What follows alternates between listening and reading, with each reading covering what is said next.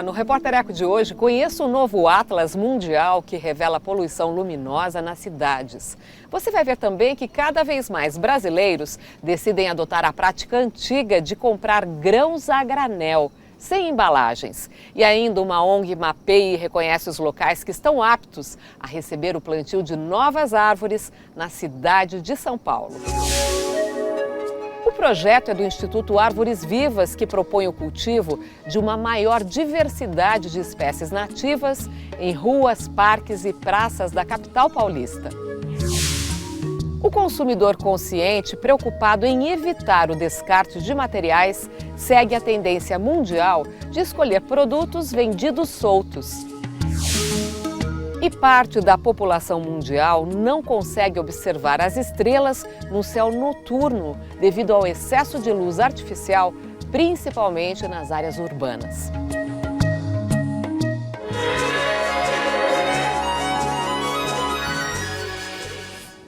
A cidade de São Paulo tem mais de 650 mil árvores, mas a população desconhece grande parte das espécies. A ONG Instituto Árvores Vivas fez um mapeamento em parques e praças e propõe o plantio de uma maior diversidade de árvores nativas.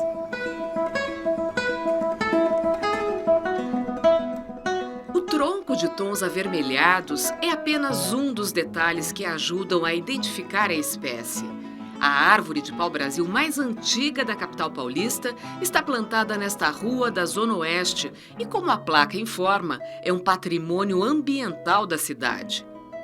No mesmo quarteirão encontramos uma amoreira, um florido manacá da serra, um grande alfeneiro e uma velha tipuana.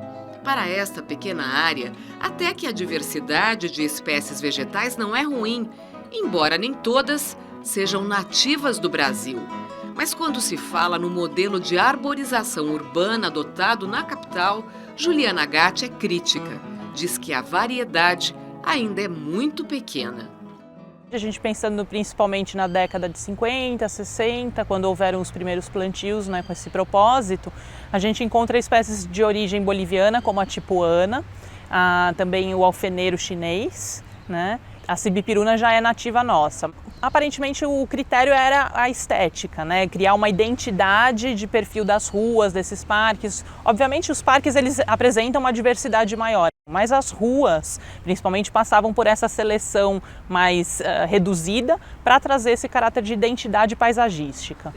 Não é à toa que Juliana olha com intimidade e conhece a maioria das espécies encontradas nas ruas da metrópole. Há 10 anos, ela criou o Instituto Árvores Vivas, uma ONG que ajuda, por exemplo, no mapeamento de espécies vegetais, não só em São Paulo, mas também em outros estados. Ela conta que alguns moradores até têm boa intenção ao plantar uma árvore na cidade, mas a desinformação pode se transformar num grande problema. Este guapuruvu, segundo ela, não deveria estar aqui. Mesmo sendo uma árvore nativa, é uma das maiores árvores da nossa flora e com uma madeira não tão resistente, né? E raízes muito grandes. Então a gente nunca poderia plantar ele em calçada, somente em praças, em áreas isoladas. O recomendado é que a gente sempre peça autorização para fazer esses plantios e estabeleça esse diálogo com as subprefeituras. Mais do que documentar a quantidade e a variedade de espécies vegetais nas ruas e praças de São Paulo, a organização não governamental que a Juliana idealizou trabalha para aproximar o ser humano da natureza, para que ele se entenda como parte dela. O Instituto Árvores Vivas promove várias ações, como passeios verdes, oficinas e festivais para sensibilizar e tentar reconectar crianças e adultos com a natureza. A gente ganha mais qualidade de vida e trabalha o resgate de vínculo, né, memória da nossa identidade ambiental brasileira, que pouco brasileiro tem isso construído na sua história ainda, e também a parte sensorial, né, da gente reconhecer não só com a mente, com o que a gente sabe e aprende, né, mentalmente ou de informação científica sobre as espécies, mas como a gente se relaciona com ela. A Praça Província de Saitama, no bairro Alto de Pinheiros, é um dos exemplos de parceria que o Instituto Árvores Vivas fez com a Universidade de São Paulo e a Associação de Moradores. O lugar abrigava 44 espécies de árvores, que foram devidamente identificadas por estudantes de botânica. A ONG promoveu o plantio de novas 11 espécies com as crianças da região. Karine mora em frente à praça e participa do movimento para revitalizar o espaço. Ela fala pra gente sobre a grande lição que aprendeu ao prestar mais atenção nas árvores. Eu acho que tendo esse contato maior com as árvores, a gente acaba mudando um pouquinho o nosso olhar também, né? Então, realmente, hoje em dia eu olho para uma árvore com muito mais cuidado do que eu olhava antes de ter esse contato maior. Moradores motivados servem de inspiração para a Juliana seguir em frente com o seu trabalho e principalmente com o seu sonho. Acho que uma consciência de exigir, né, do poder público o espaço para essas áreas verdes e uma seleção realmente mais consciente das espécies, né, mais diversidade, não só o que está disponível no mercado, mas não, a gente quer trazer, imagine, são mais de 1.500 espécies dentro de um hectare de Mata Atlântica, né, se a gente conseguisse trazer essa diversidade para a situação de arborização de ruas da cidade, seria perfeito.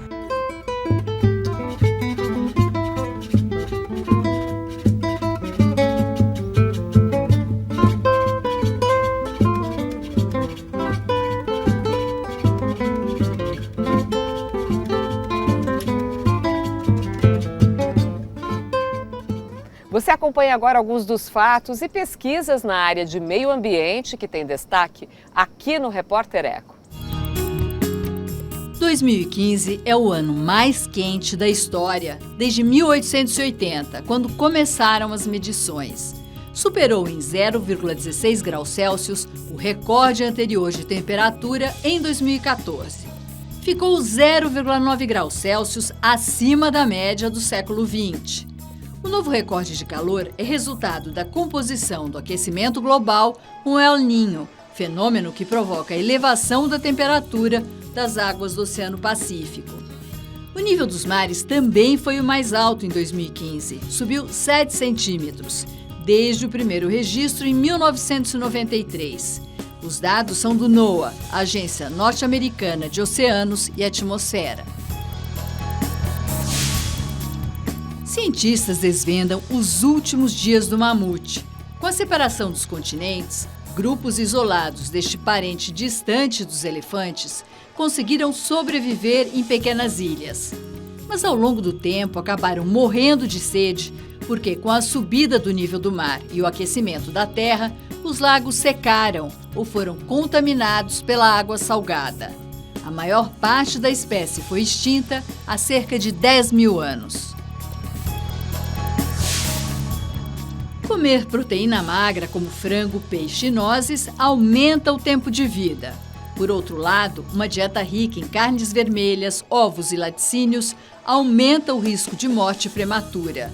O estudo recente, realizado pela Universidade de Harvard, nos Estados Unidos, confirma o que os especialistas em saúde vêm afirmando há décadas. A pesquisa também sugere que as pessoas consumam mais proteínas vegetais do que animais. Finalmente, após longo processo, o governo federal transforma Alcatrazes em refúgio da vida silvestre. O arquipélago, situado no litoral norte de São Paulo, é considerado um santuário de aves e animais marinhos. O turismo de mergulho e desembarque nas ilhas poderá ser permitido com restrições. O ponto polêmico é que a Marinha continuará a usar uma das ilhas do arquipélago como alvo para a prática de tiro. Os treinos são condenados por ambientalistas porque eles colocam em risco os ninhos das aves. O paulistano comemora o florescer das cerejeiras no Parque do Carmo, na zona leste da cidade. Todo ano, no início de agosto e durante apenas 2 semanas, o visitante pode contemplar a florada da árvore símbolo do Japão. Nessa época, descendentes de japoneses realizam o hanami, o ritual de contemplação das cerejeiras.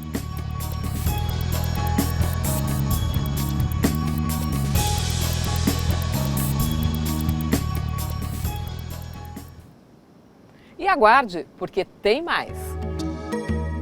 Parte da população mundial não consegue ver estrelas no céu noturno por causa da poluição luminosa. E a seguir, o consumidor brasileiro começa a adotar a compra de grãos a granel, o que evita o descarte de embalagens. O Repórter Eco volta daqui a pouco.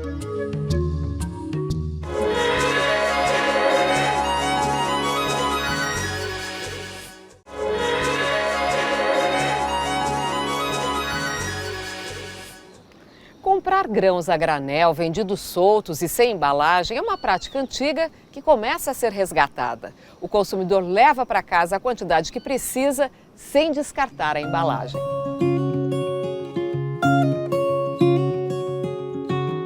Nesta loja-restaurante de produtos orgânicos no bairro dos Jardins, em São Paulo, o espaço reservado para a venda de produtos a granel permite que o consumidor visualize bem tudo o que está em oferta: grãos nacionais e importados, sementes diversas como as de linhaça, castanhas brasileiras, sal, frutas secas. Os expositores foram planejados para que o próprio comprador se sirva. Você compra exatamente a quantidade que você precisa, né? Evita desperdício. Um pouco de arroz, um pouco de feijão, um tanto de farinha. Há cerca de 40 anos, assim eram feitas as compras nas mercearias. Tudo a granel. O consumidor escolhia os produtos e levava para casa um saquinho para embalar cada coisa. Normalmente ele era de papelão. Isso está virando tendência de novo entre os consumidores conscientes, em cidades de países como a França, os Estados Unidos e a Itália. Para a fotógrafa Fernanda Benvenuti, o hábito de comprar a granel é recente. Coincide com a busca por alimentos mais saudáveis. Ela não sabia que, em outros países, tem gente que leva as próprias embalagens reutilizáveis para realizar as compras. Nunca tinha pensado nisso, é uma boa. Os postos de casa são de vidro meio grandes, não sei como seria essa logística, ainda mais de bike, mas tendo um potinho só para fazer isso também seria uma ótima. Os proprietários da loja optaram pelos sacos plásticos para embalar, porque facilita a visualização, mas repensaram e encomendaram sacos de papelão. A troca é para reduzir o impacto ambiental. O plástico é fabricado a partir do petróleo e a queima do combustível fóssil gera poluentes na atmosfera. Essa iniciativa de trazer a própria embalagem é muito legal, a gente acha que vale a pena estimular isso. E o que a gente faz só quando a pessoa vem, a gente pesa a embalagem dela e tira o que a gente chama de uma tara, né, na balança, que é zerar a balança com aquela embalagem ali, aí depois a pessoa se serve e a gente só cobra o produto. Esta loja fica no centro de São Paulo. Trabalha com produtos a granel desde 1924. Em várias cidades brasileiras, esse tipo de comércio é tradicional nas regiões próximas aos mercados públicos. A variedade de temperos, grãos, sementes e farinhas é grande. A granel sai mais barato, sai bem mais em conta. A aposentada Marilu Frabé compra a granel há muitos anos, desde que casou, e aprova a redução de embalagens nesse sistema de venda. Eu tenho o hábito de guardar as coisas e separar para poder levar no ecoponto. Então, para mim é menos tralha para ter que levar no ecoponto. A engenheira ambiental Renata Amaral, pesquisadora em consumo sustentável do IDEC, o Instituto de Defesa do Consumidor, explica por que é importante prestar atenção nas embalagens que levamos para casa. Sempre preferi a não utilização de embalagens. Caso você tenha que adquirir, tentar descartar da melhor forma possível, optando por embalagens recicláveis. Ampliando a ideia de consumo sustentável na alimentação, a Renata dá uma dica. Comprar direto de feira, por exemplo, né, das feiras até especializadas em orgânicos, que aí você também evita o consumo de agrotóxicos, é uma opção que o consumidor pode levar em conta na hora do consumo e que facilita e que diminui o seu impacto no meio ambiente.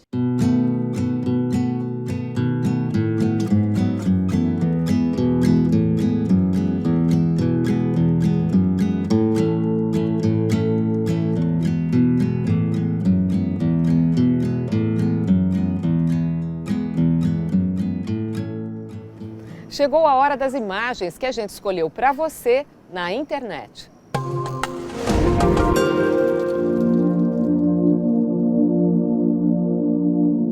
O sol da meia-noite. Estas cenas em velocidade acelerada mostram um fenômeno registrado nos primeiros dias de verão nos 2 hemisférios da Terra. Em junho no norte, em regiões próximas ao Círculo Polar Ártico, e em dezembro no hemisfério sul, abaixo do Círculo Polar Antártico, onde não existem assentamentos humanos permanentes. Nesta época do verão, em países como, por exemplo, a Noruega e a Islândia, perto do Polo Norte, o sol fica visível durante 24 horas. Ao longo do dia, ele se aproxima e se afasta da linha do horizonte, mas nunca se põe. A noite também fica iluminada por uma luz suave. Isso acontece por causa do eixo da Terra, que se inclina de um lado a outro a cada 6 meses. Nos meses de verão, nos 2 hemisférios, a inclinação do eixo terrestre em relação à sua órbita faz com que a luz solar incida de forma quase perpendicular aos polos. A quantidade de dias com o sol da meia-noite varia conforme o lugar. Quanto mais perto dos polos, maior o período. Quanto mais distante, menos tempo de duração. Os dias anteriores e posteriores ao fenômeno são chamados de noites brancas, porque o sol se põe e logo nasce novamente, mantendo o local sempre iluminado. O sol da meia-noite, um dos mais belos espetáculos da Terra.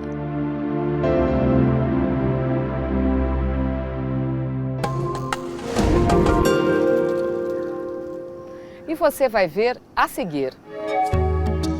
Novo Atlas revela que parte da população mundial não consegue ver as estrelas no céu noturno por excesso de luz artificial. O Repórter Eco volta logo mais.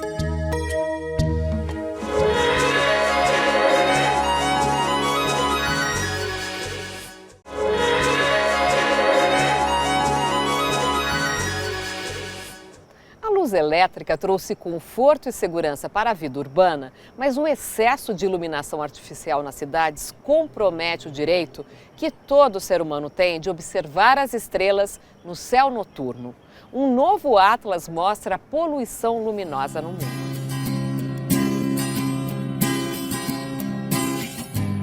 O formato das luminárias do Viaduto do Chá nos remete à atmosfera nostálgica da São Paulo antiga. Foi aqui na região central da cidade que começou o serviço de iluminação pública.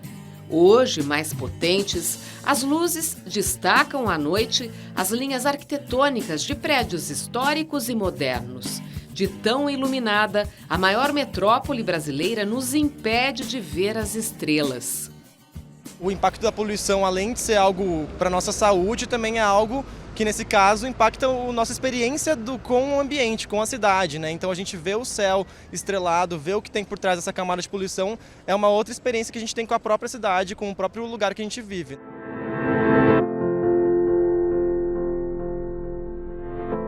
Poluição atmosférica, excesso de nuvens e de iluminação artificial são fatores que nos impedem de contemplar uma cena única. Segundo o professor, pesquisador e astrônomo da USP, Roberto Costa, o céu de São Paulo é muito mais estrelado do que parece. Eu consigo contar algumas dezenas de estrelas, não chega a 100 estrelas que eu posso contar a olho nu. Enquanto que eu deveria, num lugar completamente escuro, onde sem iluminação artificial, se deveria ver milhares de estrelas, ou seja, a gente vê mais ou menos 1/100º da quantidade de estrelas do que deveria ver. Luzes em excesso ofuscam as estrelas e as constelações. Mais de 30% da população mundial não consegue contemplar o céu noturno e muito menos enxergar a Via Láctea. Um direito perdido por conta do excesso de poluição luminosa. Esta é uma das conclusões de um estudo publicado recentemente por cientistas da Itália, de Israel e dos Estados Unidos. O novo Atlas Mundial da Poluição Luminosa, divulgado na revista Science, aponta Singapura, no sudeste da Ásia, como o país com a maior quantidade de luzes artificiais. O estudo revela também que 99% dos habitantes da Europa e dos Estados Unidos vivem sob um céu de poluição luminosa. E no Brasil, só 32% da população consegue observar o céu noturno como ele é. São as regiões muito urbanizadas. Se a gente olhar mapas de iluminação artificial obtidas a partir de fotos da Estação Espacial Internacional, por exemplo, Europa Ocidental brilha de uma maneira impressionante. Que não é de surpreender, tem alguns países da Europa que têm iluminação pública nas estradas, por exemplo. Isso joga uma quantidade enorme de luz para cima, para o céu. Esse é um problema do mundo todo, não é só nos países desenvolvidos. A região metropolitana de São Paulo, as grandes regiões metropolitanas da Ásia, todas são focos enormes de poluição luminosa que chegam a grandes distâncias. Aqui em São Paulo, por exemplo, é possível ver o halo emitido pela região metropolitana de São Paulo de mais de 100 quilômetros de distância. A poluição luminosa obriga astrônomos a deslocarem os observatórios para lugares cada vez mais remotos, escuros. E este é apenas um dos impactos do excesso de iluminação. Conversando com um amigo biólogo, ele me disse que as plantas que vivem em ambientes iluminados, que ambientes muitas vezes de decoração, ambientes domésticos, elas não duram muito, elas morrem logo porque o ciclo delas é completamente alterado pela falta do escuro, né? Pela falta do ciclo regular de claro e escuro. O mesmo vale para uma quantidade grande de animais, que tem animais diurnos, animais noturnos, que requerem escuridão para o seu ciclo biológico funcionar como esperado. Localizar num mapa as cidades mais afetadas pela poluição luminosa é um trabalho estratégico para apontar a necessidade de políticas públicas que reduzam o excesso de luz e o desperdício de energia. Conhecendo os pontos críticos, tem-se então elementos para levar as autoridades regionais de distintos lugares do mundo a dizer, olha, nessa região aqui tem uma quantidade muito grande de luz sendo jogada fora. Com um projeto mais inteligente, poderia-se economizar energia elétrica, conseguir a mesma quantidade, o mesmo conforto em termos de iluminação, protegendo o céu escuro, ou seja, basta projetar as luminárias de maneira que a luz não seja jogada para cima, protegendo as espécies, protegendo animais, protegendo plantas. Todos têm a ganhar, acho que ninguém perde com uma iniciativa dessas.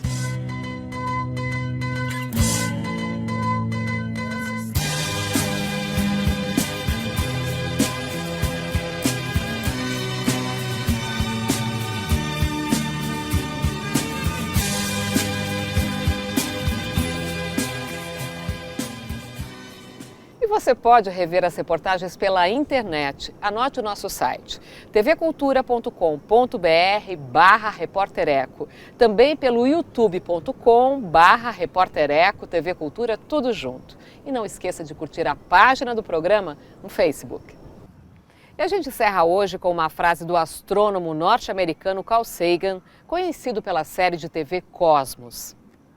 O nitrogênio em nosso DNA, o cálcio em nossos dentes, o ferro em nosso sangue, foram feitos no interior de estrelas em colapso. Somos feitos de poeira de estrelas.